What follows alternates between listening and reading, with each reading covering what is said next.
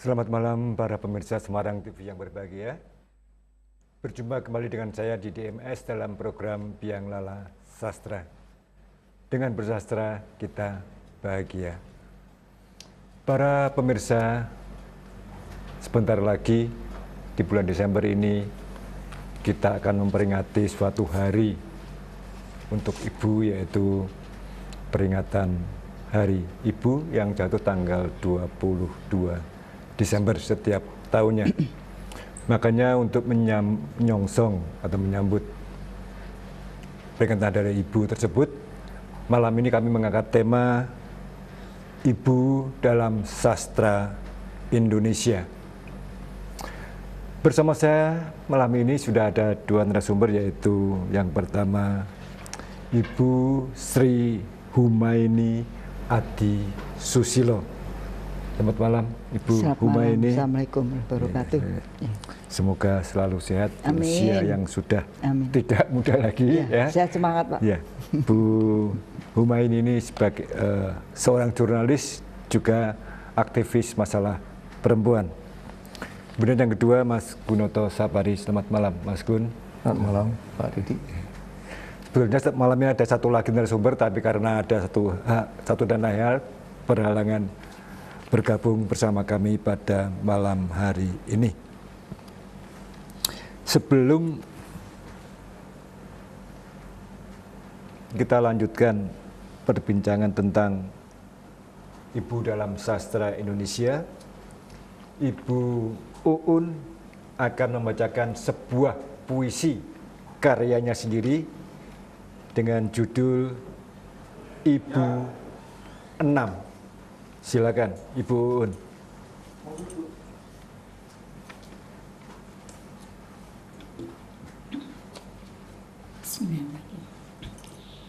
Ibu, kali ini aku tak bisa berbagi cerita. Seakan aku berada di puncak bukit, memandang indahnya surya berbangkit. Tapi lain waktu, seperti di pinggiran bibir pantai, dengan suara gemuruh ombak memecah dan dada seakan terbuncah. Di sana aku rasakan hangatnya gelombang singgah, suara cicitan burung yang terbang rendah, terdengar merdu suitan angin di daun kelapa. Sungguh Ibu, kali ini izinkan aku berrahasia. Walau ingin ku bertanya, rasa apa ini?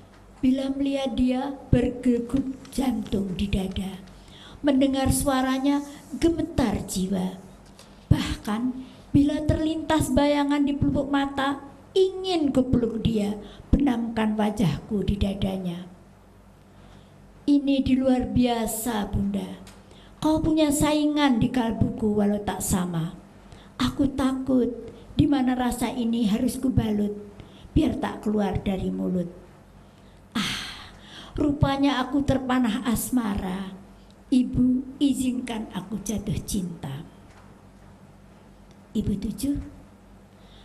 Aduh Ibu, kepalaku pusing. Mual, tiap pagi aku muntah-muntah, tak tahu harus bagaimana. Kau jauh untuk bertanya. Ibu, perutku makin buncit, ada yang bergerak dalam perut. Ada kehidupan baru yang selalu ikut. Dia tak dapat ku tinggal, napasku sering tersengal-sengal.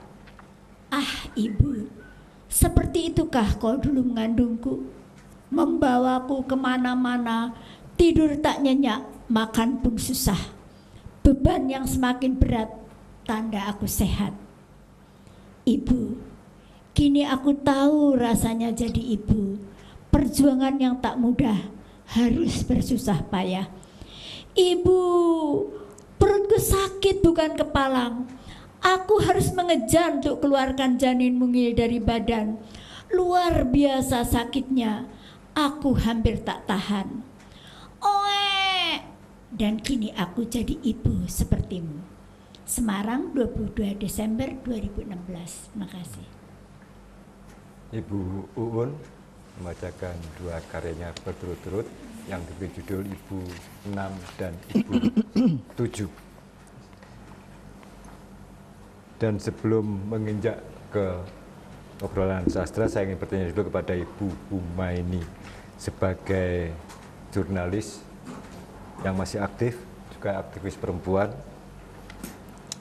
Bagaimanakah kiprah perempuan dalam liputan pers dan opini di surat kabar? Kalau liputan tentang ibu ya, atau tentang perempuan. Ya. Sekarang itu rasanya itu tidak ada bedanya perempuan dan laki-laki. Ya. Dalam kalau soal isi, itu dalam isi peliputan itu hampir biasanya memang yang perlu diakui perempuan, sosok perempuan itu sudah merupakan daya tarik kalau ada nilai, kalau mau dianggap nilai, ada nilai tambahnya ya. Dan perempuan itu memang kaya dengan masalah kehidupan itu. Dan sayangnya untuk peliputan seperti karena ini ada tematis ya, Hari Ibu itu ya pada hari-hari itu kita tampilkan sosok-sosok yang kira-kira berkenaan dengan hari-hari tertentu. Terus tapi itu juga tergantung medianya, terus terangnya Pak. Jadi ada media yang memang secara konsen itu ada rubrik-rubrik mengangkat kehidupan masyarakat kecil, dan itu biasanya ditampilkan juga ibu. Cuma memang kalau dirasa bagaimana itu ya sejauh ini keberhasilan memang sudah banyak, tapi saya kira yang masih banyak perlu ditampilkan itu bagaimana menyemangati ibu-ibu itu untuk mengajak ibu-ibu yang lain lebih ya berkiprah lebih aktif lagi begitu. Tadi disebut perempuan itu mempunyai nilai tambah yang hanya mempunyai daya tarik ya. Nah, tadi yang dibuat dengan yang mempunyai nilai tambah itu reporternya atau yang mau diliput? Enggak, jadi memang secara jurnalistik itu perempuan itu salah satu daya tarik Pak. Terus terangnya begitu. Kan ada hitungan-hitungan itu. Ya perang, terus olahraga, ekonomi. Ya, dia salah satu di antara itu perempuan. Jadi perempuan itu apa saja mesti menarik. Makanya saya tadi singgung, kebetulan Pak Didi juga tema tentang tema ya. Ya kalau pas Hari Ibu nanti tampaknya itu juga yang keberhasilan perempuan itu dalam mengatasi kehidupan dan sebagai kemajuan yang bisa dicapai atau yang masih perlu ditingkatkan gitu. Artinya itu tematik masih gitu. Nah, jadi kalau apa saja pokoknya perempuan itu mesti menarik. Secara jurnalistiknya begitu. Pernah nggak melakukan liputan tentang kegiatan sastra? Saya? Meliput saja artinya meliput ya kan? Ya. Belum tentu meliput itu kan tahu sastra belum tentu ya. Meliput kegiatannya pernah apa tidak? Kalau meliput ya itu artinya itu peliputannya mesti ada berkaitan dengan ada event juga. Ya. Jadi apanya teman-teman kebetulan kan di jurnalistik teman-teman wartawan itu kan juga di mana Taman Indonesia Kaya ya Dik ya. Itu Taman Indonesia Kaya itu. Lah itu Pak Handri, Pak Budi Mariono. Kemudian ya teman-teman wartawan itu yang memanfaatkan arena yang ada yang biasanya kan terbuka, bebas itu dan gratis lagi. Bisa berhubungan dengan masyarakat luas lah itu. Biasanya gitu. Karena kan akhir-akhir ini kan ada beberapa komunitas perempuan itu yang membuat antologi cerpen, antologi puisi dan pernah juga mereka melakukan peluncurannya di Semarang juga. Ya di Wisma Perdamaian. Ya barusan itu kemarin itu ya. Ya ada itu, tapi saya nggak datang itu. Mungkin suatu waktu bisa ikut meliput kadang-kadang itu toh Pak di Taman Budaya ya itu saya punya teman-teman di situ juga ya karena kebetulan saya kan juga aktif di organisasi perempuan itu jadi kalau ada kaitannya yang nyerempet karena saya kalau memang saya bukan artinya itu Kalau banyak kegiatan saya kan harus memilih prioritasnya. Betul. Gitu. Dan sekarang ke Mas Gun ini, bagaimanakah selama ini keterlibatan perempuan di dalam dunia literasi, dunia sastra ya, baik itu puisi, cerpen, novel ya. Terima kasih Pak Didi. Kalau soal perempuan dalam sastra itu menyangkut dua hal ya. Yang pertama, tema tentang perempuan, kemudian perempuan sebagai penulis atau sebagai insan sastra. Kalau kita melihat itu tema-tema tentang perempuan itu melihat ada perkembangan. Jadi kalau dulu itu misalnya pada karya-karya sastra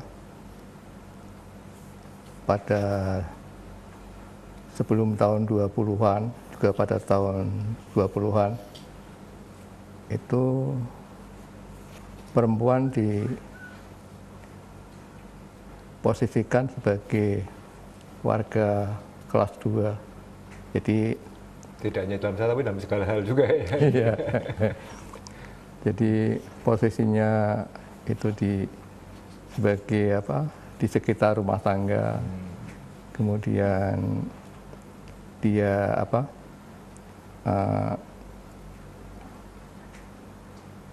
mengasuh anak, kemudian mengerjakan pekerjaan seperti menyapu, mengepel, hal-hal yang berkutat di rumah tangga. Kemudian soal cinta, soal perkawinan itu pada karya-karya sastra periode awal ya, pada tahun 20-an itu tidak dalam posisi menentukan. Artinya bisa dipaksa untuk menikah dalam usia yang masih muda, belum cukup umur. Kemudian kalau cinta juga tidak mungkin menyatakan cintanya, hanya dipendam ya, cinta batin ya. Kemudian kalau itu pada karya-karya misalnya Selasih, kemudian Hamidah, lalu Sa'adah Alim, jadi pada karya-karya sastra Indonesia periode awal. Tetapi kemudian ada perkembangan pada karya-karya sastra pada angkatan 45, itu yang ditulis oleh misalnya Pramudia Anantatur, tema tentang perempuan. Jadi ada misalnya Gadis Pantai misalnya, atau Gandedes. Itu kemudian itu perempuan sudah ada dalam posisi melakukan pemberontakan atas posisinya yang dianggap sebagai kodrat itu. Jadi mereka sudah melakukan satu pemberontakan. Nah, pada periode akhir, jadi pada tahun-tahun paling tidak 10 tahun terakhir ini kan sudah muncul semacam gerakan feminisme ya. Itu di situ tokoh-tokoh perempuan lebih terbuka, baik di bidang soal cinta, kemudian soal seksual juga. Mereka juga sudah memasuki dunia kerja yang modern. artinya sudah memasuki sektor publik. Dan itu bisa kita dapatkan pada karya-karya Ayu Utami misalnya, atau Jenar Maesa Ayu, dan Dili Sari.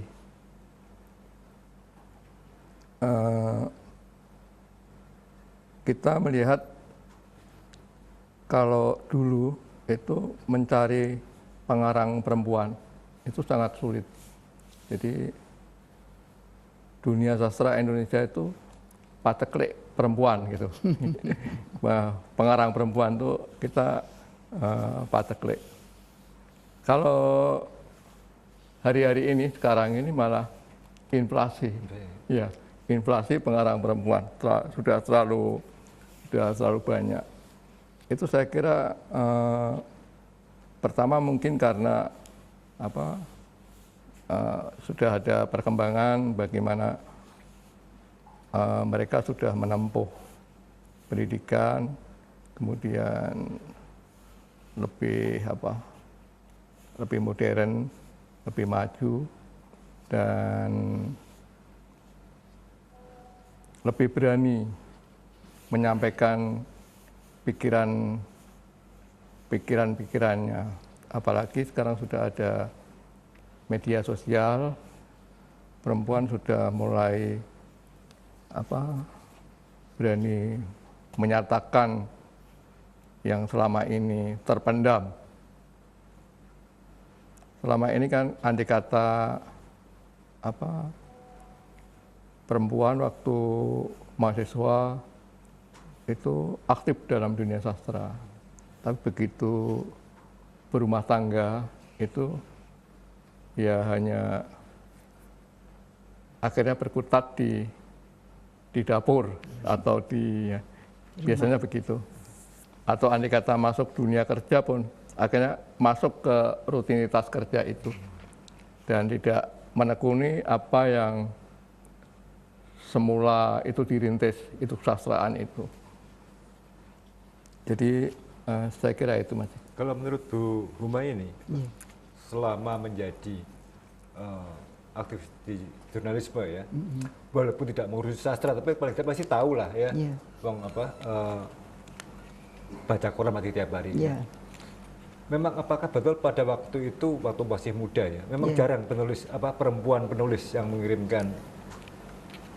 Banyak juga sebetulnya. Banyak. Tapi memang memang lebih banyak laki-laki itu jelas. Perempuan itu biasanya nulis itu kalau pas hari-hari perempuan juga, tematik juga. Kartini. Pas Kartini, Hari Ibu, gitu. Terus ya kaitannya ada kaitan dengan masalah perempuan gitu. Tapi saya juga pernah sekarang sebagai jurnalis itu saya pernah ada rubrik, mungkin juga sastra bentuk lain ya. Jadi ada rubrik perempuan. Jadi di situ justru di situ itu permasalahan perempuan, tapi laki-laki boleh nulis. Ya, tapi yang diangkat juga permasalahan yang populer, umpamanya kawin siri itu boleh apa enggak? Itu bagaimana pendapat Ibu? Jadi artinya itu saya sebagai pengelola itu berusaha memancing pendapat perempuan itu aktif. Itu karena tidak. Ya nyatanya jumlahnya yang nulis ya terbatas orang-orang yang itu saja ya. Gitu. Jadi pertambahannya nggak ada gitu ya? Ya ada lah itu. Karena kita ambil sedikit, paling tidak itu ada 5 yang ditampilkan pendapatnya itu. Itu kan yang masuk itu berarti kan sudah lebih dari 5. Itu. Tapi beliaunya itu nanti ada topik lain kirim lagi. Artinya kan yang memperhatikan permasalahan itu dan punya waktu itu juga masih terbatas gitu. Tapi artinya sudah ada gitu orang yang berani gitu. Dipancing harus gitu. Harus pancing ya. Ya benar. Kalau untuk bunyi sendiri belum berani gitu ya. Ya ada penulis perempuan juga banyak. Ada. Ya tapi tematik itu tadi. Tematik itu, ya. Baik. Akan kita lanjutkan obrolan kita setelah jeda iklan berikut ini.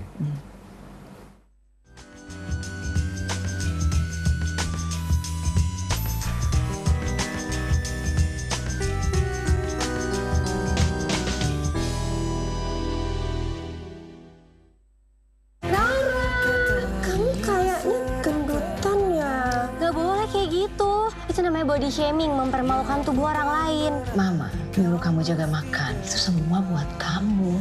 Rara kenapa? Ini masalah orang jelek loh, kamu gak bakal ngerti.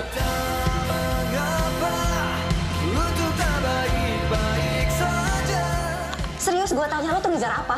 Ya ngejar hal-hal yang selama ini gak bisa gue dapetin. Jangan berubah ya. Wow, bubur lagi ya, Ra. Ingat lemak. Tapi gak apa-apa deh, nutrisi buat ibu hamil. Cantik-cantik ya mereka. Nyari yang cantik itu gampang. Yang susah tuh nyari yang cocok. Kamu udah cantik, cocok lagi. Saelah. Apaan sih? Wah, ini perut gue gunting deh rasanya. Kok lo pakai amplop itu sih? Ikan tolnya babi, ya bener dong. Bukan masalah binatangnya, Dika. Jangan berubah ya.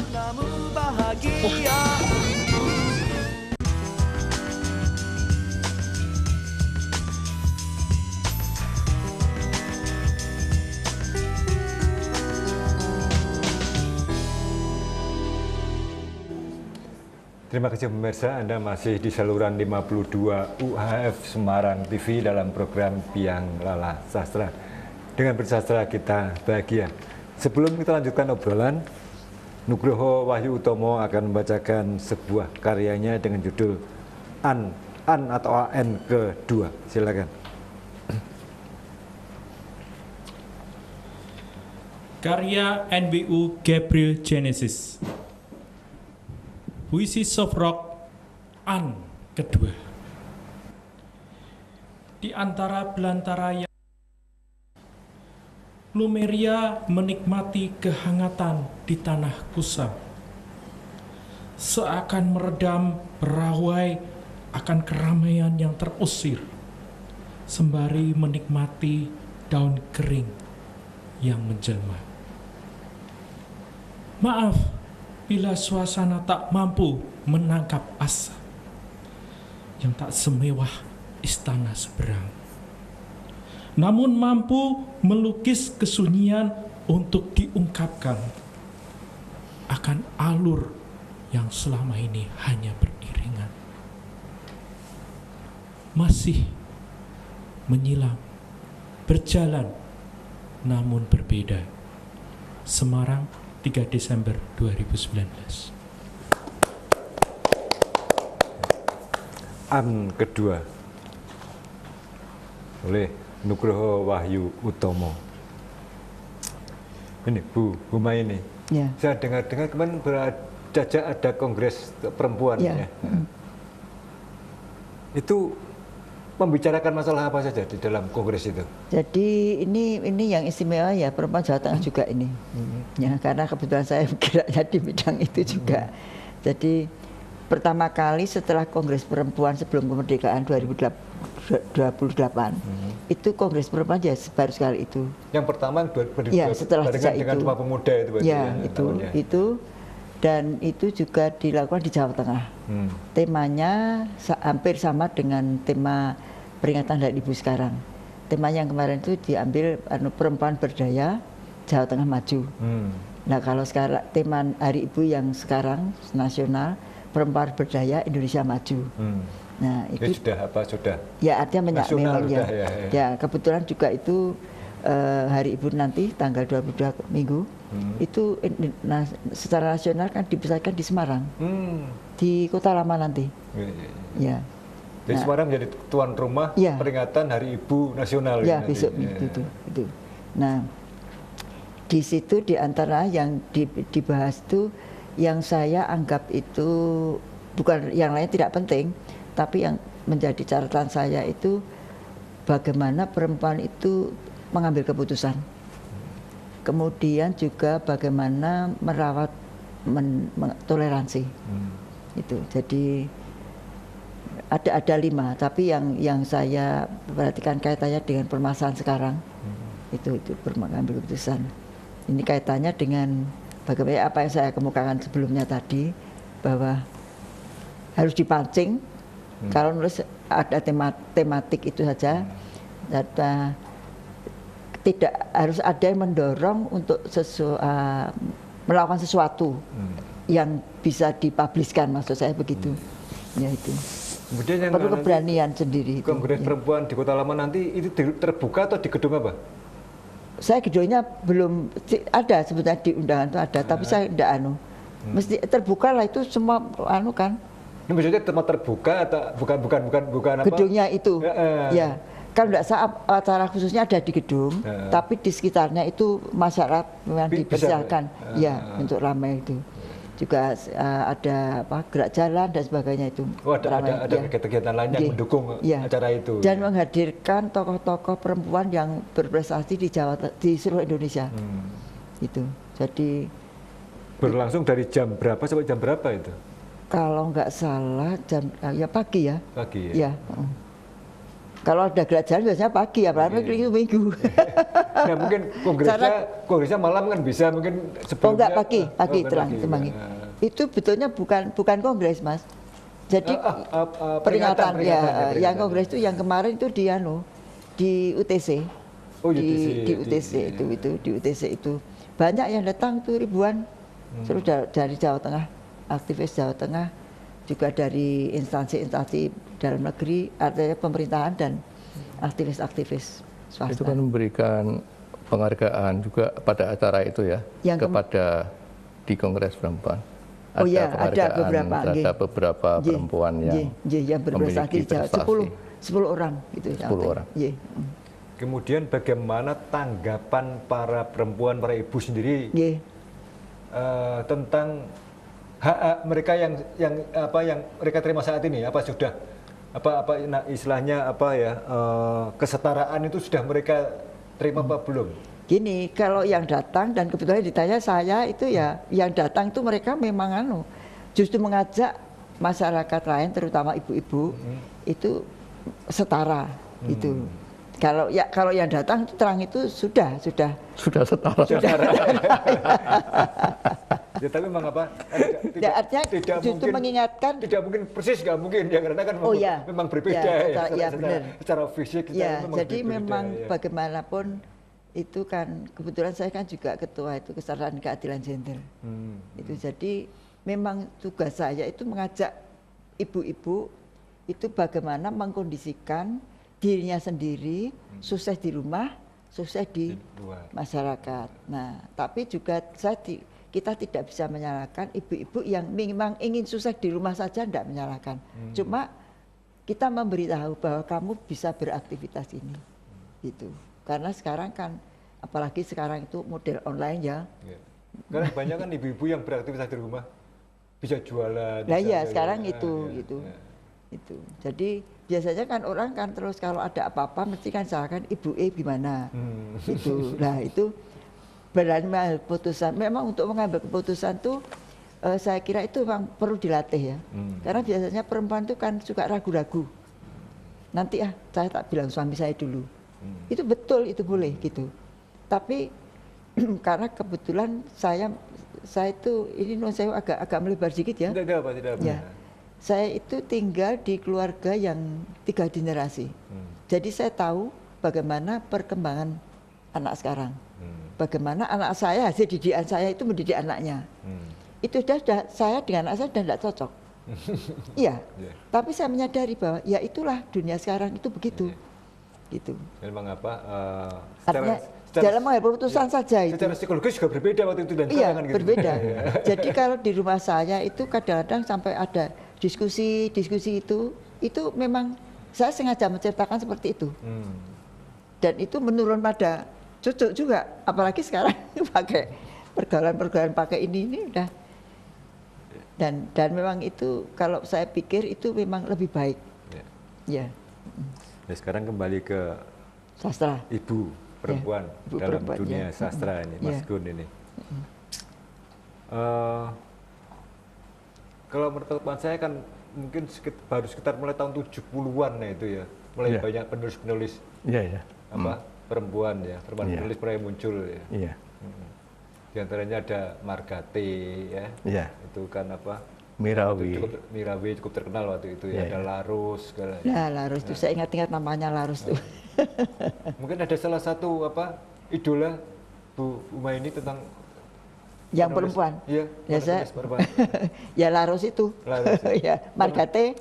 Ya Margate, terutama Margate. Larus itu saya nggak butuh artinya itu kalau Margate itu saya mengikuti dari media ya bersambung itu kan ada. Ya itu.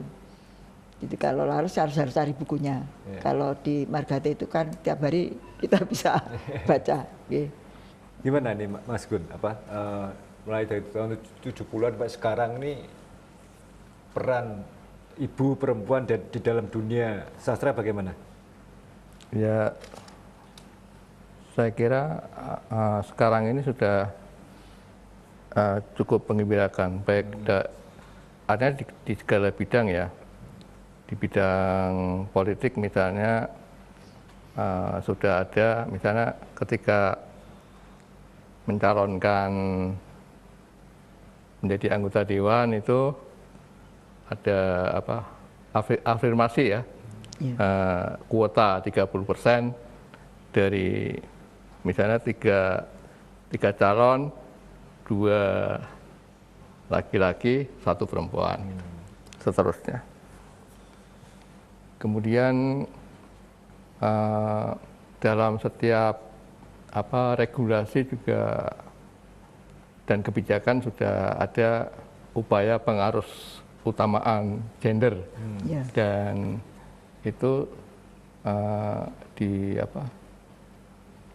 meskipun harus kita akui ya pengaruhnya belum begitu signifikan di kalangan masyarakat. Bahkan pandangan bias gender itu tidak hanya muncul dari laki-laki, perempuan pun bisa bias gender ya. Misalnya perempuan bisa mengatakan, alah mengaku wong wedok gitu. Itu yang saya suka mengingatkan, jangan begitu. Iya. Mereka menerima kondisinya. Iya. Jadi kalau dalam sastra itu memang kita melihat ada satu situasi ya. Jadi di kalangan sastrawan itu kan pernah, sastrawan perempuan ya, itu pernah ada satu ejekan sastrawangi. Jadi kalau penulisnya itu tidak cantik, tidak wangi gitu, karyanya nggak akan diakui, nggak dibaca gitu. Itu ketika Ayu Utami, kemudian Dernar, Maisa Ayu, kemudian Diri Lestari, itu kan perempuan-perempuan yang cantik menulis novel dan dipuji oleh Sapardi, dipuji oleh Pramudia juga memuji. Itu orang mengajak, coba kalau penulisnya tidak cantik apa kayak gitu. Itu N. Hadini juga mengatakan, pada waktu itu N. Hadini mengatakan, apa sih istimewanya karya-karya Ayu Utami ya gitu pada waktu. Kalau soal pengungkapan seks yang terbuka itu aku sudah melakukan gitu pada di novelnya Pada Sebuah Kapal. Dan itu menunjukkan bahwa pandangan terhadap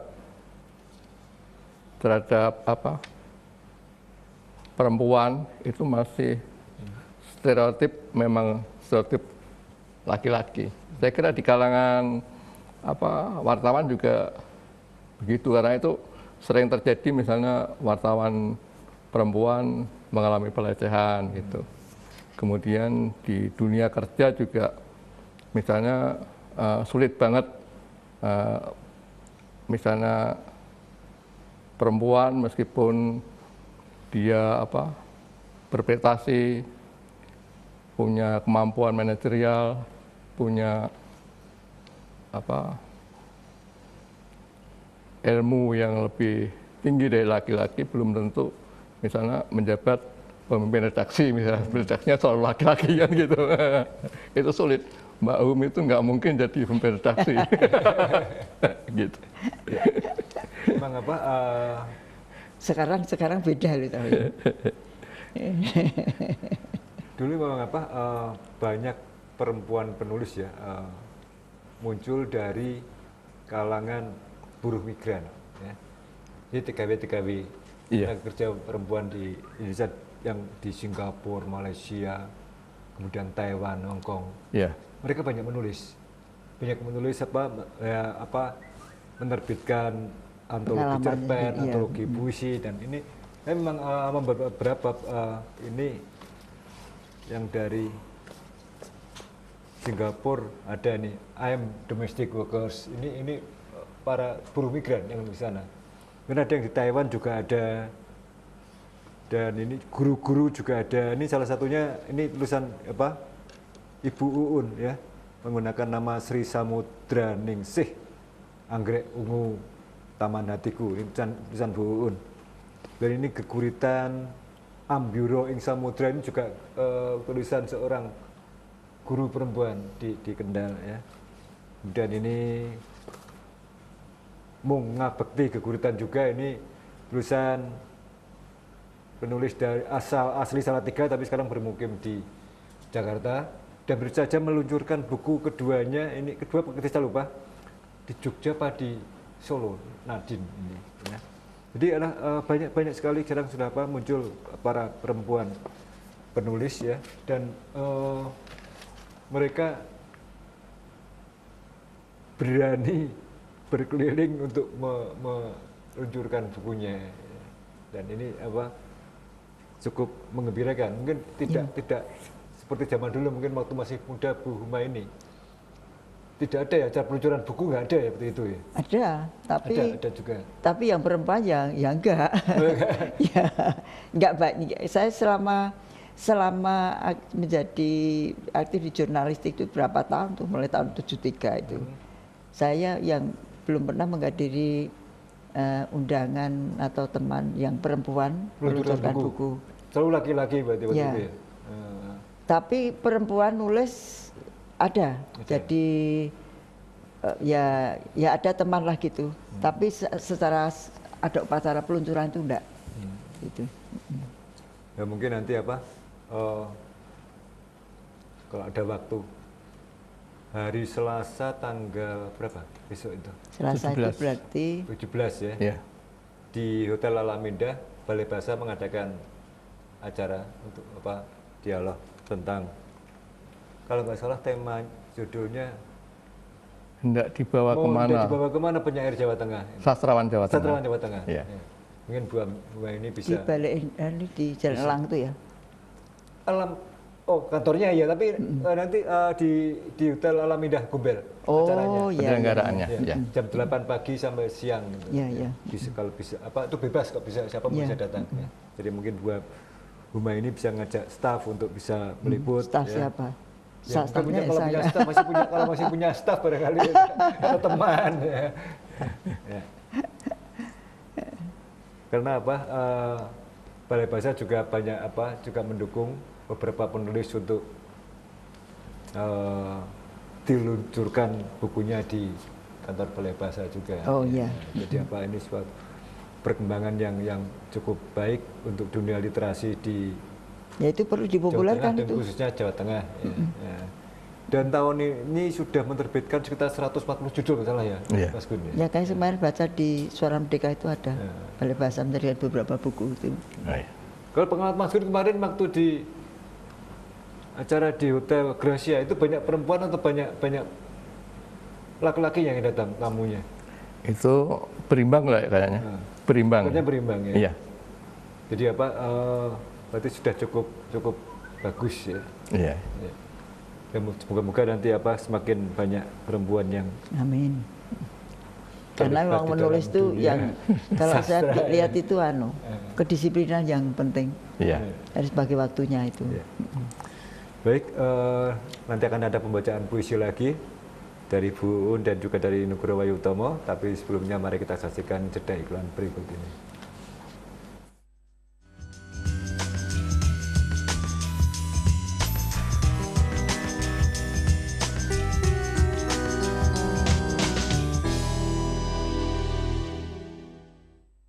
Star life today, my bio. Seiring bertambahnya usia, produksi sel imun dan sel-sel pertumbuhan dalam tubuh akan berkurang. Pola hidup yang tidak sehat, perubahan cuaca yang tidak menentu, stres, hingga paparan radikal bebas yang terus-menerus menggerogoti sistem kekebalan tubuh, sehingga tubuh rentan sekali terkena penyakit, mulai dari influenza, alergi, asma, pneumonia. Perkuat sistem kekebalan tubuh Anda dengan susu kolostrum MyBio. Diformulasikan secara khusus untuk menutrisi dan meningkatkan daya tahan tubuh. Anak-anak, remaja, atlet, orang tua hingga mereka yang sedang tahap penyembuhan dalam sakit dapat mengkonsumsi MyBio. Konsumsi susu kolostrum setiap hari dan dapatkan manfaat seperti meningkatnya daya tahan tubuh, mempercepat proses penyembuhan bagi Anda yang terkena penyakit, memaksimalkan sistem pertumbuhan. Jangan tunggu sakit datang. Mulai hidup sehat Anda hari ini bersama susu kolostrum MyBio. Start your healthy life today, my bio.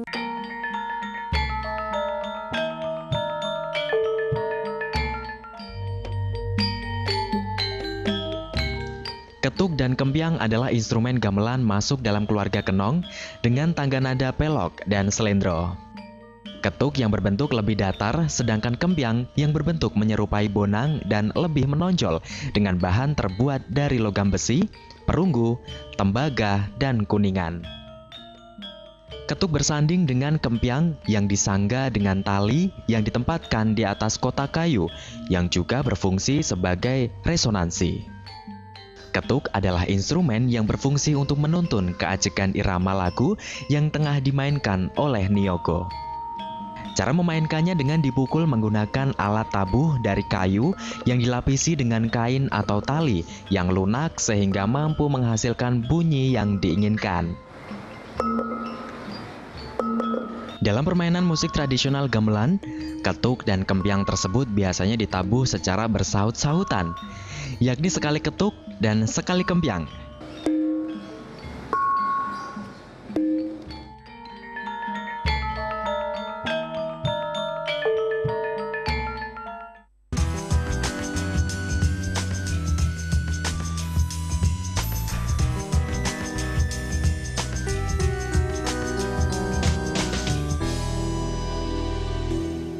Terima kasih pemirsa, Anda masih di saluran 52 UAF Semarang TV dalam program Biang Lala Sastra. Bersastra kita bahagia. Kita akan dengarkan lagi pembacaan puisi oleh Ibu Uun. Silakan Ibu Uun.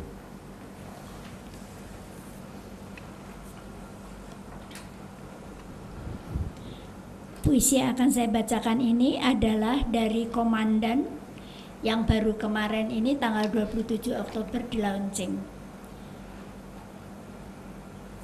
Karya ini adalah karya saya sendiri dengan judul Untukmu. Malam ini sengaja ku bangun hanya untuk mengunjungimu, tidak dalam mimpi, cuma dalam angan yang manis. Kubawakan untukmu sederet untayan kata, kurangkai aksara demi aksara untukmu semata. Dalam genggaman rindu tak ada batas waktu, cuma hembusan bayu lalu kuasa sampaikan cerita tentang cinta kita. Malam ini ku bangun untukmu, hanya ingin membalas semua surat yang tersirat, tidak dalam kertas merah jambu seperti dulu, cuma dalam angan suci dalam hati. Melati kasihmu belum melayu, masih tersimpan dalam jambangan kalbu. Ku siram bunganya, ku ganti airnya, bukan dengan air mata, tapi dengan tirta cinta. Cinta kita berdua. Semarang, 13 Mei 2013. Terima kasih. Selanjutnya Mas Nugroho Wayutomo, puisi keduanya dengan judul Menghantui Malam. Karya NBU Gabriel Genesis. Puisi soft rock Menghantui Malam. untukmu, An. Malam ini aku tak akan menghantuimu. Yang mengusik jiwa terus berkecamuk sementara. Pejamkan dari bayanganku bila tak mampu menikmati sunyinya peraduan.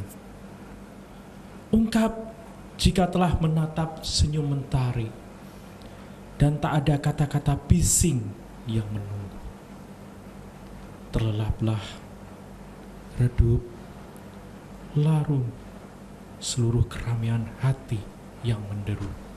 Semarang, 5 Desember 2019. Menghantui malam, Nugroho Wahyu Utomo. Ini saya ingin bertanya ke Bu Humayni lagi. Kan kenal dengan Ibu sudah lama ya? Ya. Dan mungkin sudah mengenal apa ciri tulisannya, bahasanya ya.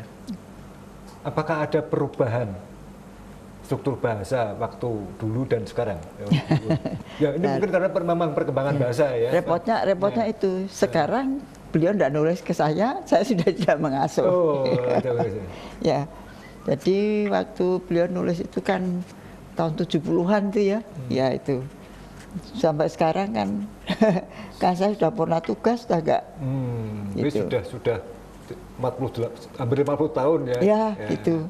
Dan tentunya memang kalau Mas Gun mungkin ya, tentu ada perubahan gaya bahasa karena memang kita sudah melewati ejaan bahasa yang disempurnakan, ya, macam-macam ada bahasa, ada kosakata asing tambahan yang masuk, ya. Ini yang menambah kekayaan kosakata di Indonesia. Ya.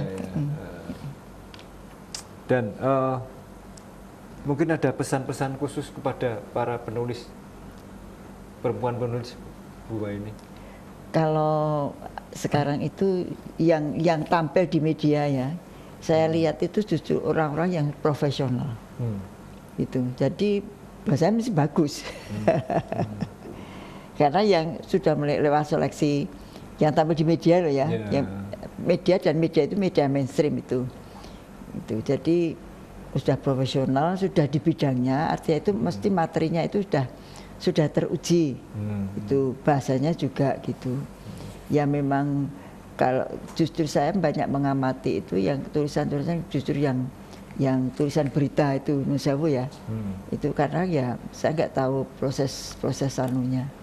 Karena kadang-kadang bahasa itu kan ya ada aturan mainnya gitulah, tapi kadang-kadang itu dilewatkan saja gitu ya. Tapi itu tergantung medianya. Makanya kalau ada beberapa media yang sudah itu ada editor bahasa. Jadi redaksi nulis, jadi wartawan, diterima di redaksi, masih diseleksi lagi di editor bahasa. Ada itu, ada yang itu. Tapi ada yang ya sekarang kan serba sederhana dan serba singkat itu. Wartawan redaksi udah langsung. Nah itu kadang-kadang ada tulisan-tulisan yang kok gini toh kok gini kurang pas ya, gitu. Secara tata bahasa ya. Apalagi yang ini yang lisan yang Nusawu itu ada reporter yang memang tidak gampang mengutarakan sesuatu secara terbuka langsung, laporan itu kan juga tidak gampang, ada grogi, ada ya, bukan grogi. Jadi dalam mengejar kecepatan saya harus jangan ada jeda waktu memberi laporan itu ada kata-kata yang terulang, kemudian ada kata-kata yang rasanya tidak pas gitu ya. Tapi ya saya wajar lah, itu memang semua itu pakai proses gitu. Kembali ke Mas Gunoto ini. Apakah harapan Mas Gun tentang para ibu-ibu atau perempuan penulis ini? Iya, saya kira ada beberapa tema menyangkut perempuan yang belum banyak disentuh oleh para penulis, para sastrawan ya, baik sastrawan laki-laki maupun perempuan. Itu masalah misalnya angka kematian ibu melahirkan itu yang tinggi di Indonesia. Saya kira itu suatu hal yang memprihatinkan kita, tragis ya.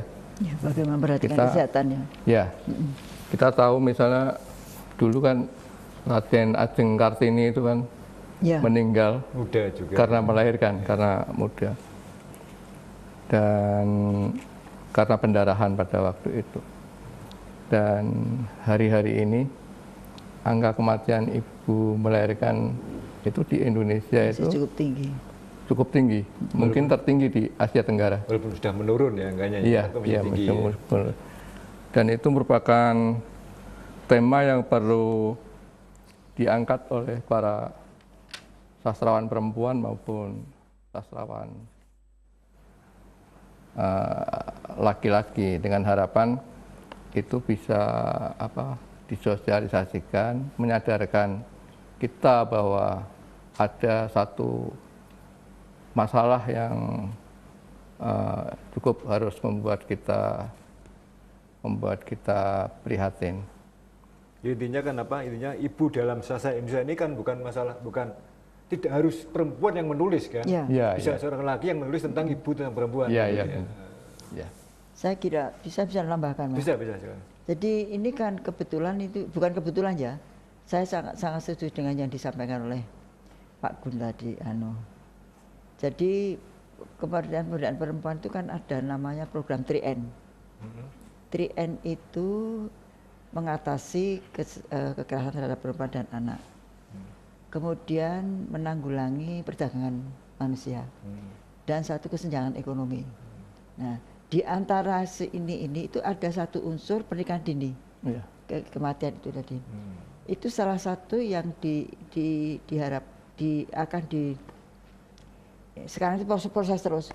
Bagaimana sekarang itu mengkampanyekan supaya nikah itu tidak dini.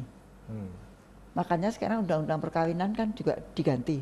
Tahunnya, ada usianya itu. Itu salah satu penyebabnya itu tadi kematian itu. Karena kesiapan reproduksi perempuan satu. Kemudian juga kematangan jiwanya. Nah, itu kalau ini tadi Pak Didi menyinggung bukan jangan perempuan saja, itu justru itu saya sangat bersyukur.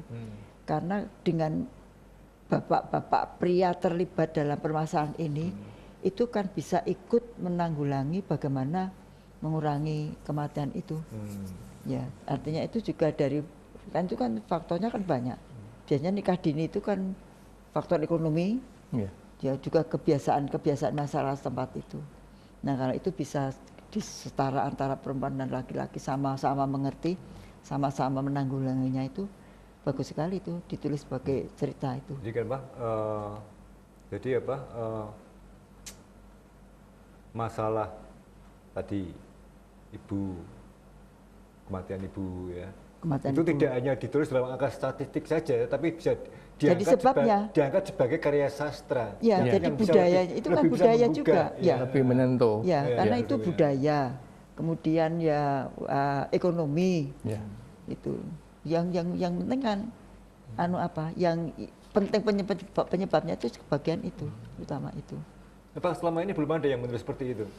Belum ada, hanya dalam bentuk artikel memang. Paling hanya kalau artikel memang sudah penelitian yang berupa statistik tapi untuk sebuah novel, sebuah cerita gitu, entah saya yang tidak kurang memperhatikan atau rasanya belum banyak itu. Saya melihat belum ada ya. Tapi kalau pernikahan usia dini sudah ada yang menggarap, tapi tidak banyak juga. Saya kira itu juga patut kita angkat juga. Kasus-kasus perkosaan, anak-anak yang lahir akibat perkosaan, itu saya kira buruh perempuan juga. Ya, kekerasan anak, kekerasan perempuan itu kan sekarang masih tinggi, masih tinggi. Makanya bagaimana mungkin dari kalangan sastrawan itu menulis sebuah buku, atau mungkin bukan buku ya, cerpen lah gitulah, gitu, yang gampang dibaca. Atau mungkin sekarang kan zaman media sosial itu mungkin dari situ juga bisa lah. Gitu. Sekarang kan baru kali ini saya dengar itu. Sekarang cari koran sulit itu karena berlangganan. Kalau sama online. Ya, makanya itu. Ya, kita manfaatkan itu pakai Facebooknya aja Mas, dia gitu bisa gitu.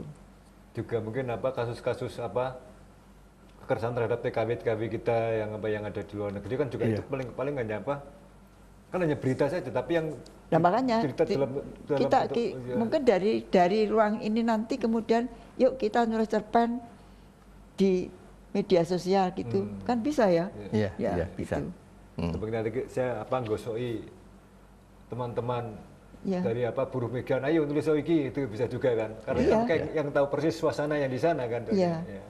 Ya itu tentang pernikahan di desa-desa sekarang. Di kota kan juga banyak itu. Di kota masih ada juga. Iya, betul.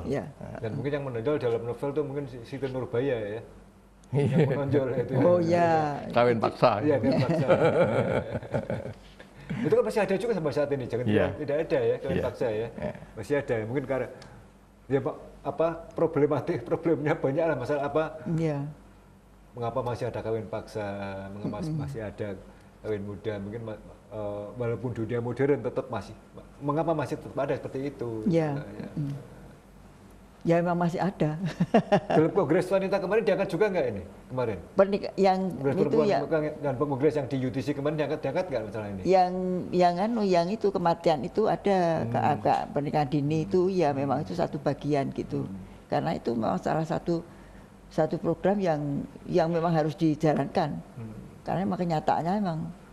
Kalau agenda yang nanti peringatan Hari Ibu ini hanya peringatan saja juga akan atau mengangkat isu-isu yang timbul di masyarakat tentang perempuan?